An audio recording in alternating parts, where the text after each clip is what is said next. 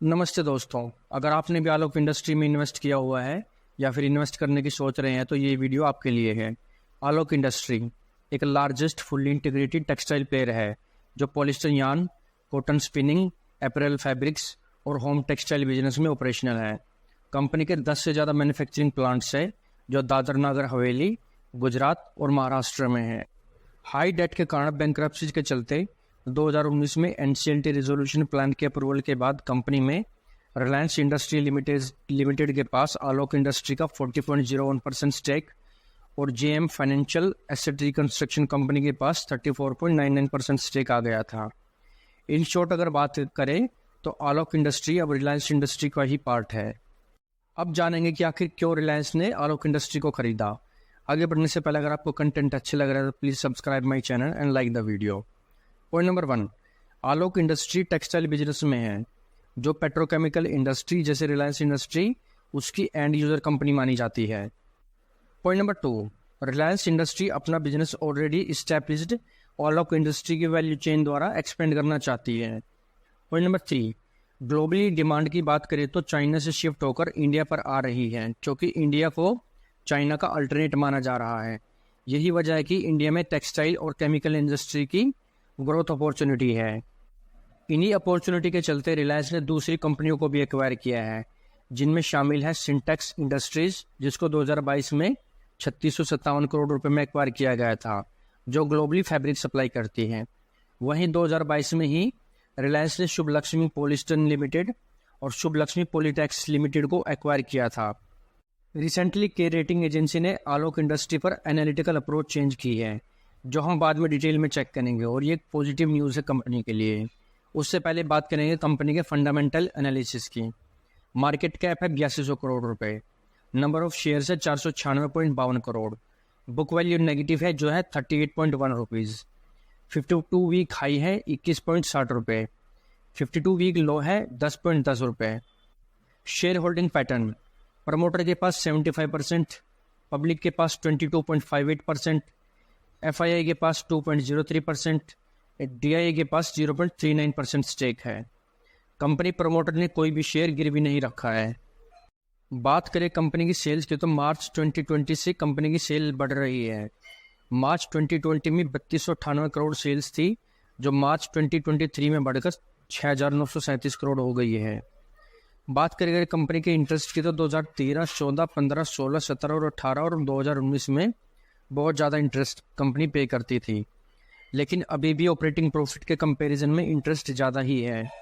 मार्च 2021 में operating profit 196 crore था जबकि इंटरेस्ट 489 करोड़ था। 2023 में ऑपरेटिंग प्रॉफिट के कंपैरिजन में कंपनी ने इंटरेस्ट जो पे किया है वो था 501 करोड़। फिलहाल कंपनी की फाइनेंशियल सिचुएशन सही नहीं है। कंपनी बोरोइंग लगातार बढ़ रही है जिसमें लॉन्ग टर्म बोरोइंग की वैल्यू बहुत ज़्यादा है as compare to short term borrowing. ये कंपनी के लिए एक वरी साइन है।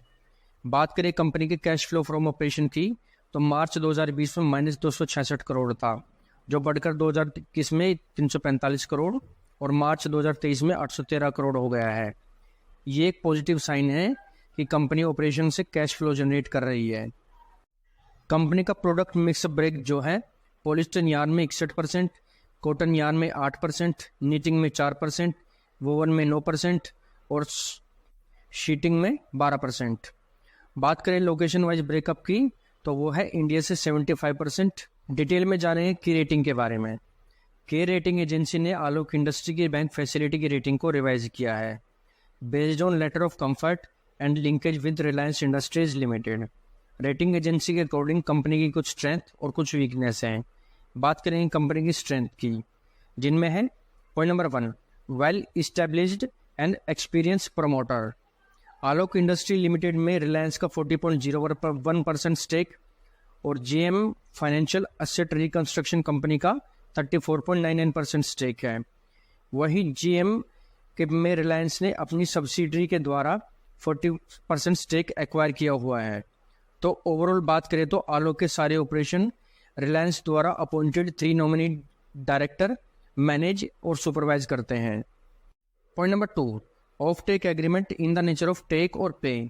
इस एग्रीमेंट के अकॉर्डिंग कंपनी सप्लायर से प्रोडक्ट लेगी अगर प्रोडक्ट नहीं लेगी तो सप्लायर को पेनल्टी पे करेगी। आलोक इंडस्ट्री में रिलायंस इंडस्ट्री के साथ 8 सालों के लिए एग्रीमेंट किया हुआ है, स्टार्टिंग फ्रॉम Feb 2020। ये एग्रीमेंट आलोक के पॉलिस्टर प्रोडक्ट्स के लिए है for minimum purchase guarantee. Agreement का पर्पस है आलोक के कैश फ्लो को इंश्योर करना, जिससे आलोक का डेट पेमेंट किया जा सके। इस एग्रीमेंट के अलावा रिलायंस मार्केटिंग सपोर्ट भी करेगा for selling of Alok polyester and non polyester products to third party. Additionally अगर कोई भी नेचुरल डिजास्टर आता है तो रिलायंस एडवांस पेमेंट करेगा आलोक की डेट सर्विस को मीट करने में। रिलायंस ने लेटर ऑफ क्रेडिट दिया है for Alok term loan and working capital facility. Reliance ने 2023 के फर्स्ट हाफ में फाइनेंशियली सपोर्ट किया है as per off take agreement and letter of credit. Point number 3, improved capacity utilisation level. Past 2 सालों से आलोक की एवरेज प्लांट कैपेसिटी यूटिलाइजेशन बढ़ी है। रिलायंस के सपोर्ट से कैपेसिटी यूटिलाइजेशन 30% जो FY20 में था वो FY22 में 75% हो गया है। पॉलिस्टर सेगमेंट की कैपेसिटी की यूटिलाइजेशन की बात करें तो वो 90% हो गई है। टेक्सटाइल सेक्टर में चैलेंजेस के होते हुए भी रिलायंस के सपोर्ट और एफर्ट से यूटिलाइजेशन इम्प्रूवमेंट हुआ है। Point number 4, assured raw material availability. Alok के पॉलिस्टर के 2 मुख्य रॉ मटेरियल हैं, PTA प्यूरिफाइड टेरेप्थैलिक एसिड और MEG मोनो इथाइलिन ग्लाइकोल। ये दोनों रॉ मटेरियल रिलायंस के पेट्रोकेमिकल डिवीजन से कंटिन्यूसली सप्लाई किए जाते हैं। इसी कॉम्बिनेशन सपोर्ट से आलोक का पॉलिस्टर यार्न ऑपरेशन स्मूथली चलता रहेगा। Point number 5, operational synergies with Reliance industries limited. Alok के पॉलिस्टर बिजनेस को रिलायंस अपने पॉलिस्टर बिजनेस के साथ मिलाकर कॉस्ट सेव और स्केलेबिलिटी को बढ़ा सकता है। रिलायंस अपने petrochemical products PTA and MEG की सेल्स को भी बढ़ा सकता है। रिलायंस के retail venture Reliance retail and fashion के साथ आलोक के गारमेंटिंग को मार्केटिंग एंड डिस्ट्रीब्यूशन को अलाउ किया जा सकता है। इन्हीं के चलते रिलायंस की टेक्सटाइल इंडस्ट्री में मजबूत बढ़ जाएगी और wide range of products retail market में रिलायंस प्रेजेंट कर पाएगी। बात करेंगे वीकनेस की। Point number 1, delay in turnaround of operation.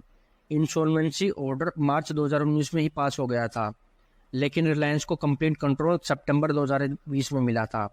इसी डिले के कारण आलोक ने प्लांट की कैपेसिटी यूटिलाइजेशन में कमी होने से FY 2021 में परफॉर्मेंस लो रही और कंपनी पर ज़्यादा डेट बढ़ गया। वहीं कोविड-19 की वजह से भी कंपनी की परफॉर्मेंस नेगेटिव रही। इन सब कारणों के चलते आलोक लॉसेस पोस्ट कर रही है और उसकी फाइनेंशियल परफॉर्मेंस खराब चल रही है। कोमोटाइज्ड नेचर ऑफ टेक्सटाइल बिजनेस। आलोक के पॉलिस्टर सेगमेंट के raw material crude oil base पर डिपेंड है, जो फ्लक्चुएट होते रहते हैं। कॉटन यार्न का रॉ मटेरियल भी फ्रिक्वेंटली चेंज होता रहता है। वहीं आलोक बढ़ते कंपटीशन की वजह से भी अपने प्रोडक्ट की प्राइस हाइक नहीं कर पा रहा। टेक्सटाइल इंडस्ट्री अपने अप्स एंड डाउन के चलते भी ग्रो नहीं कर पा रही। ये सब चैलेंज फ्यूचर में भी रहेंगे, जो आलोक की प्रॉफिटेबिलिटी पर एक क्वेश्चन रेज करते हैं। इसके अलावा अगर किसी भी वजह से रिलायंस की क्रेडिट रिस्क प्रोफाइल या फिर सपोर्ट में कमी आती है या रिलायंस होल्डिंग कम होती है तो ये भी एक कंपनी पर नेगेटिव इम्पैक्ट डाल सकता है। Factors fuelling the growth of textile industry in India. Robust demand. Cotton production 2030 तक 72 मिलियन टन होने की उम्मीद है। टेक्सटाइल और अपैरल में भी एक्सपोर्ट में ईयर ऑन ईयर बढ़ोतरी की उम्मीद है। Competitive advantage. जून 2022 में मिस्टर पीयूष गोयल ने कहा था कि इंडिया में 75 टेक्सटाइल हब इस्टेब्लिश करेंगे। Policy support. टेक्सटाइल इंडस्ट्री में 100% FDI अलाउ हो गया है, जो एक पॉजिटिव साइन है। प्रोडक्शन लिंक इंसेंटिव स्कीम के चलते कंपनी को बूस्ट मिलेगा। Increasing investment. यूनियन बजट 2023-24 में गवर्नमेंट द्वारा 900 करोड़ तक की फंड स्कीम रिलीज की गई है for amended technology upgradation fund scheme. इससे प्राइवेट इक्विटी इन्वेस्टमेंट बढ़ेगा और एम्पावरमेंट भी बढ़ेगा। मार्केट साइज की अगर बात करें तो textile and apparel export FY 26 तक $65 बिलियन हो सकता है।